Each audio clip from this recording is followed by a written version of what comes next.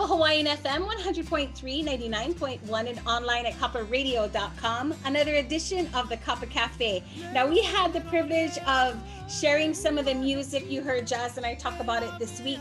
And we've been excited for this Kapa Cafe because it really honors the Filipino culture, a part of Hawaii who many of our families have come from.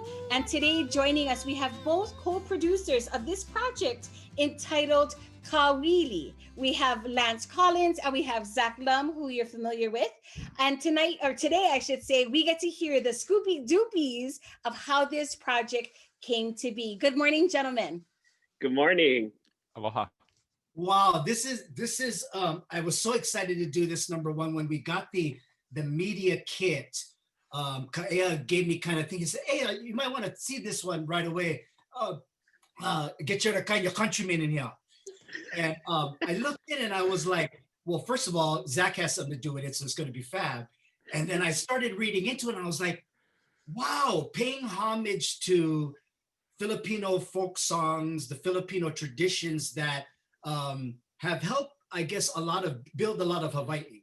And so I'm assuming that's why a lot of why you did it. Please tell us, why this project was put together.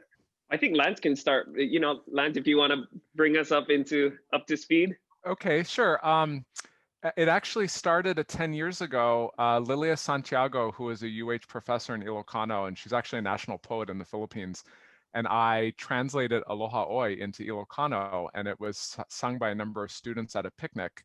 And that had such a reaction for me and for the kids and everybody that was there, that we were going to do some more creative stuff. And after a number of years of not being able to get that off the ground, the part that survived was this sort of musical interface between Hawaiian music and Philippine culture. And so, yeah, Lilia's retired from the university now, and she doesn't live in Hawaii anymore, but that's sort of what resurrected from the ashes of all of that was by translating Aloha Oi into Ilokano, which actually sugar workers that retired and went back to Ilocos took with them, but just the melody.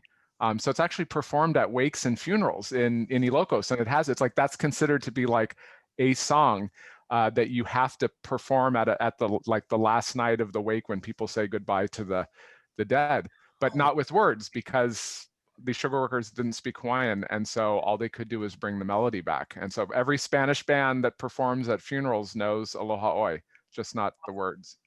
No, I was just gonna say too, is like, when Lance came to us with the project too, it's like with this, with the whole entire Hawaiian music industry playing Hawaiian music and starting to kind of reach out into diversity of cultures in Hawaii.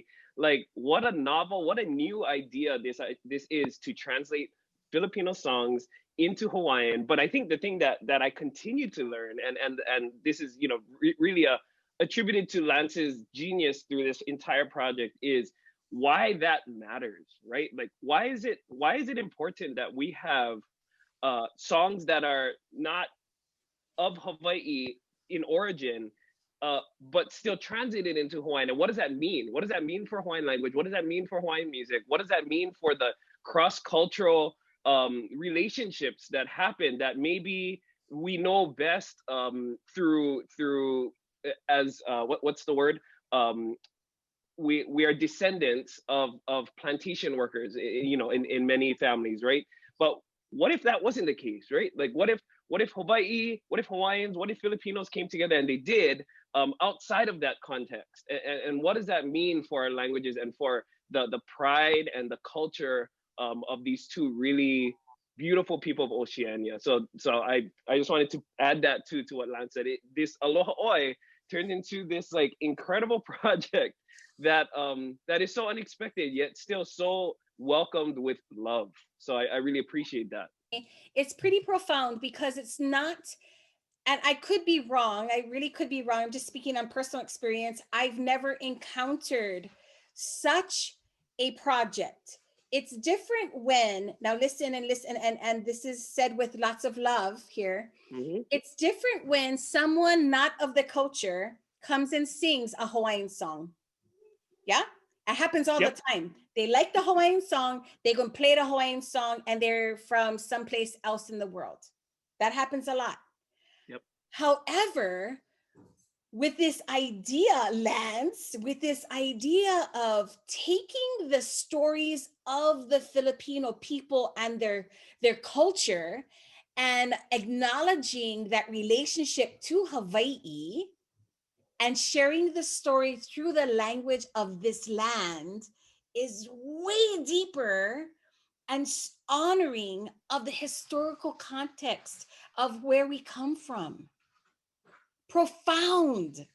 Those were my words from the first time I read it. I was like, this is profound. Okay, wait. And then I have one funny story to tell, and then we'll get into this. So I tell Jazz, you got to see this. You got to see this. You got to see this. So Jazz is right. He's like, wait. What is this? I'm like, just listen to it. Listen, because I don't want to tell him, right? And he chooses one of the songs. And so we're in between breaks on the morning show, and he says, "What does this mean? What does this mean?" So he plays. I'm going to say it wrong. Can you say it for me, Jazz?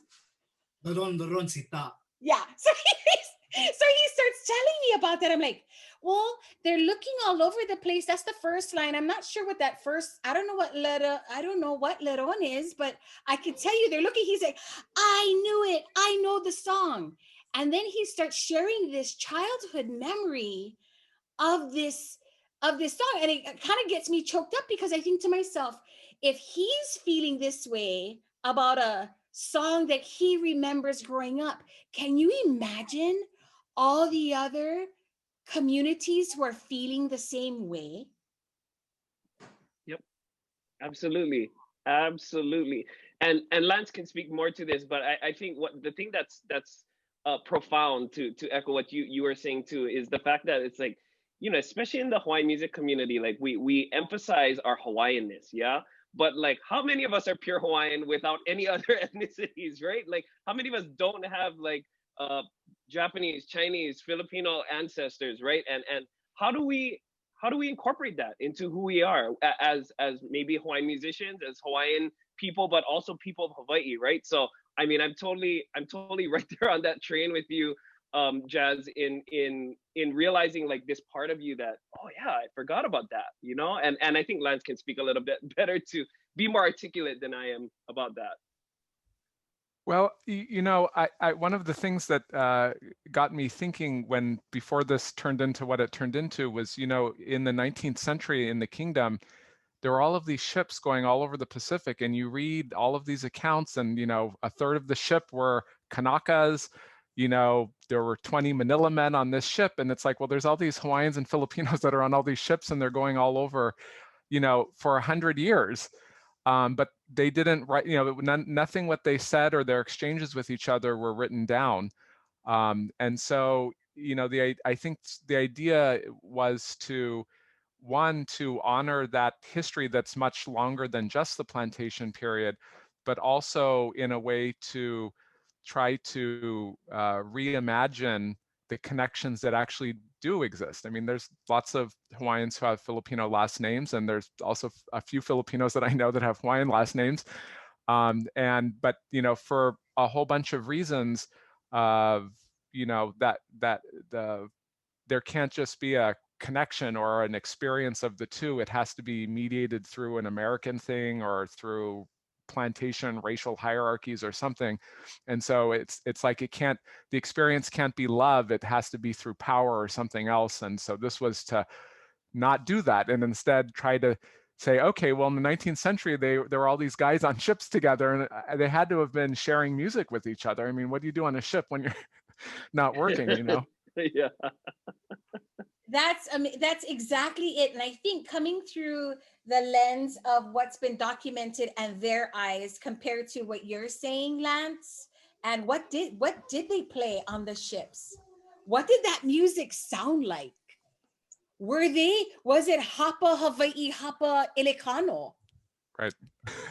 With the same melodies, like what was that like? What was that like? That's profound. I had a question about how you chose the mele. How did you choose the Filipino mele because I'm sure there were many, but how did you come down to what you folks have on this project? Zach, do you want to? No, you go. I'll follow you. Okay.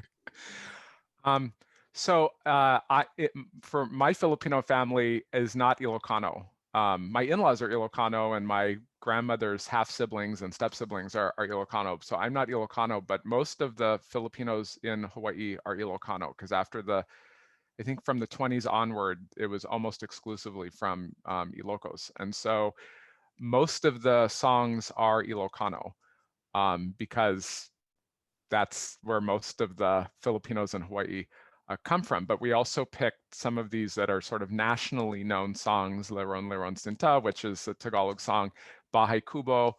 And then we also picked Dan Dan Soy, and I'll say why. That's actually one of the most famous Visayan songs, Western Visayan songs. And that's because Zach's brother, Nick, asked me to help them identify some information in their genealogy. And it turns out that their Filipino great-grandmother, who was born in Maui and parents ran a dance hall in Paia in the 1920s, her parents came from the island of Negros in the Western Visayas. And Dan Dan Soy is like a unrequited love song about Negros, about this place it's like a village within this town in Negros. And so I thought, oh, this is the Visayan song. There's other Visayan songs. There's songs that involve areas my family's from, but I think it would be appropriate, since the Lum brothers are involved in this. Let's do Dan Dan Soy. And it actually just happens that Kāwili in the Western Visayan language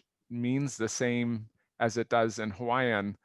But it's not used that way anymore. Now it's used more in the Tagalog sense of the word, which is entertainment. But its original meaning actually is the same as in Hawaiian. Lance, what do you do for a living? I'm just curious. I'm an attorney by profession. Okay. And so how do you know all this history about things like this? Well, I also have a PhD in Philippine studies. And a master's degree in Indigenous politics from UH. So yeah, that was before they had graduate degrees in Hawaiian studies. So I was actually with the first group that graduated at Manoa in Indigenous politics. But Bahay Kubo one was, I remember, because that's like a 90s song. It's not super old. And I'm a De Leon, and that was composed by Felipe De Leon. So I'm wondering if we're related, but that was a one that I remember kids singing, because it's talking about the stilted houses, kind of like the plantation houses, like in some places like in Kyrgyzstan over here. So it has a lot of visual of Hawaii, even though there's a Filipino visual. And the cool thing, the genius again about what Lance did with that song, as far as the ideas, to kind of, the word we're using is reimagine, right? Like, we're not just translating, like, here's the Filipino story and here's the Hawaiian words. No, it doesn't. The translation process is more about understanding, like, a few levels deeper, as far as like, okay, this song is about the house and the kinds of plants you find around the house, right? For example, for Bahay Kubo. And and what Lance's idea was, okay, so let's talk about the house, but in Hawaii, we're not going to talk about most of the Filipino plants that are going to be listed in Bahay Kubo, but perhaps we talk about the canoe plants, the plants that were brought over through the migrations of Polynesians, Austronesians into Hawaii. And what do those look like, right? So we have, what results is you have the Punua Ohana, Anuenue Punua and her three Kaikomahine singing songs that talk about the kukui and the hala and the ko and this whole list. And that's really, the entire song is just like, my kauhale is so uluvehi, and this is why, because of all of these plants that are planted around it. And in that way, we're not translating, right? It's not translating anymore. It's a little bit more. It's about understanding that we have a certain understanding of a culture here. How does that change? How is that reimagined when we're here in Hawaii? And I think that speaks to a larger message of like, what does this album, what do these songs mean for the relationships of the Filipino community and the Hawaiian community in Hawaii? Does it possibly mean that the Filipino community and the Hawaiian community align in their initiatives. In think about a Hawaiian initiative at the top of your head. Can you imagine if the entire Filipino community, through these understandings that are bridged through these mele, can now align and can now support, right? Now, we're creating alliances in Hawaii. And I think that's the beauty about this album. It's like, we're gonna do that alliance through music or through reimagining a connection of cultures. How did you choose the artist to do the mele? Oh, good question. Lance and I fought over it for a long time, right? Like how long? How long did we? Like, was it by Filipino blood quantum? Okay, I'm glad you're talking about this. So Lance is the lawyer; he can talk to that. Yes, we picked people to the extent allowed by law.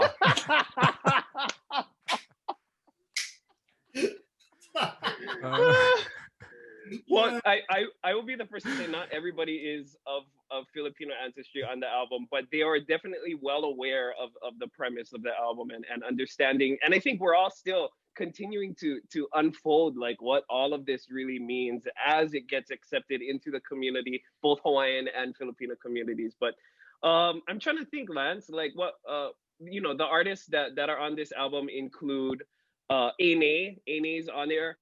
Actually, a few of my former students who are now graduated are also on this album too, which is really cool. Dan Soy being one of them. The Igig Jai Bye Bye, which is what's the Hawaiian name for that? Ike Kai Halai. There's Pu'uvai, Tolister and Kelly. There's all Chelsea Sagan, folks, Hannah Sano, JC Lee, Lamfona Kalafi, like all of these new names perhaps that we the greater public may not have heard of yet, but Lorenzo. are up and coming. Zachary Lorenzo, thank you very much. And then we have like people like I said, Ane, Keoho has one, Kalena de Lima, Kalae Parish sing a duet on this. And then for the Aloha Oe and Hawaii Aloha, which are sung in Ilokano, you have Eugene Tunak Marquez and the Timpuyo group, which Lance can kind of explain who they are, singing Hawaii Aloha. Yeah, it's the student alumni group that is part of the Ilokano Language and Literature program at Manoa. The university doesn't allow all sorts of student activities, so you have to create like a club, and so that's the that's the organization that does everything that UH doesn't allow. I love it. That's we are creative, and we're expanding. Yep, absolutely. Expanding. Jazz, any other thoughts? Another Jazz? reason why I think this is really important too is because, if you go to a Hawaiian luau, there is food in the line that is Filipino but has become Hawaiian food. Chicken long rice, which I grew up to know as sontonghon, and pork and peas. I mean, those are like considered like traditional Hawaiian food now. Yeah. I wish I can talk about food for another 2 hours, so let's not go down this road. I saw your face like, oh, don't go there. Yeah. Oh no, I like go there. But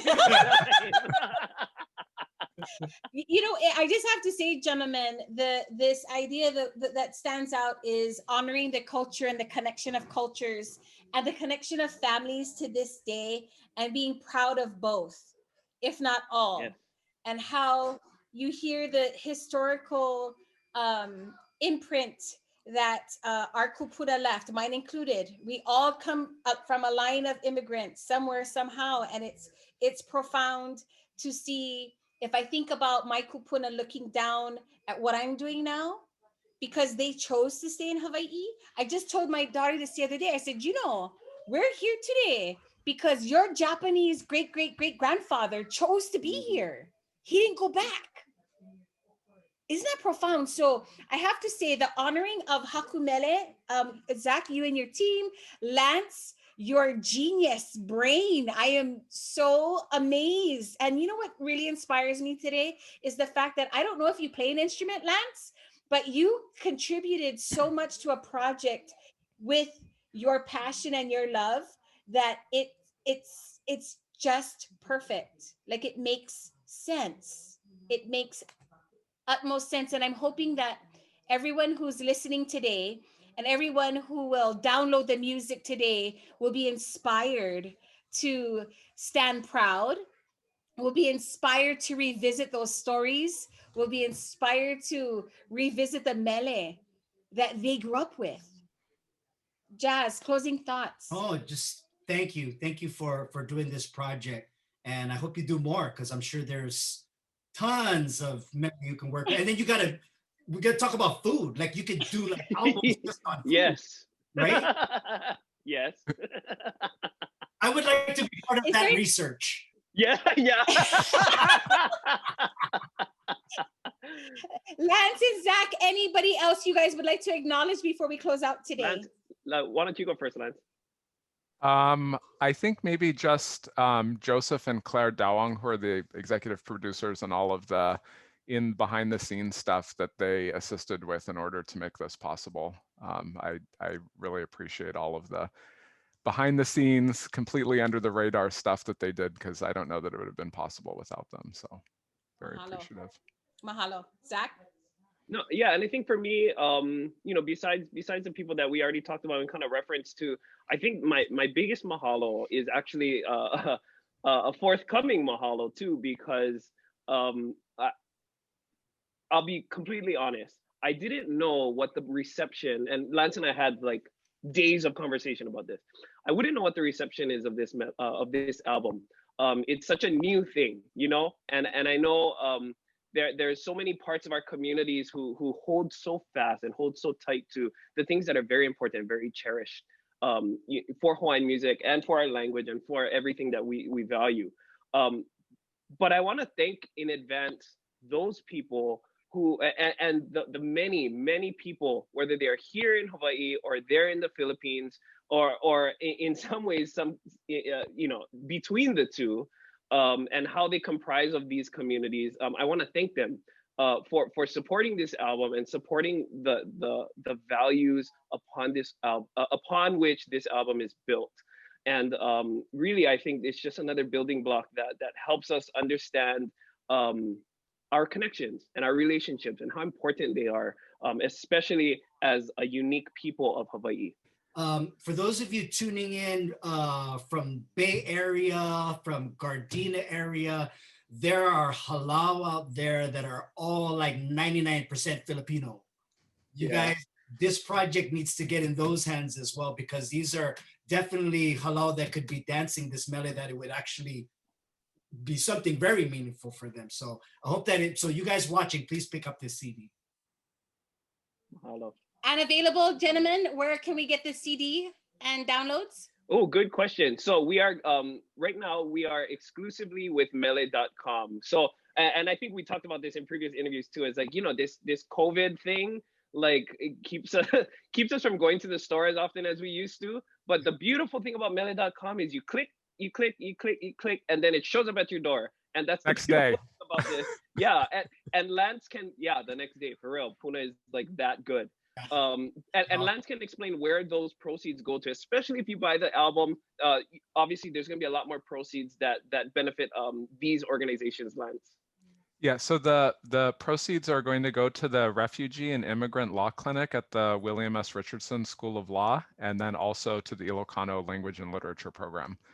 Amazing, Zach, Lance, it's a pleasure. Yeah. Congratulations on this amazing project, a historical moment in Hawaiian music, in our Hawaiian history and our culture today. And we have the honor of playing it on Kapa Hawaiian FM. Congratulations, gentlemen, and thank you again. Thank you both. Don Don